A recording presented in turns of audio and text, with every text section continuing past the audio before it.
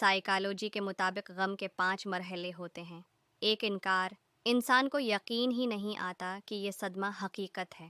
ایسا اس وقت واقع ہوتا ہے جب کسی اپنے عزیز کی موت ہو جائے۔ 2، غصہ آنا۔ اندر سے شدید غصہ اور سوال اٹھتے ہیں کہ یہ میرے ساتھ کیوں ہوا۔ تعلقات ٹوٹنے میں یہ زیادہ ہوتا۔ 3، بندہ اپنے دل یا اللہ سے وعدے کرنے لگتا ہے کہ اگر یہ مسئلہ حل ہو جائے تو میں فلاں کام کروں گا۔ 4، اداسی۔ گہری اداسی اور کمزوری محسوس ہوتی ہے، رونا آتا ہے اور دل ٹوٹا ہوا لگتا ہے، یہ شدید حالت ہے۔ 5، قبول کرنا۔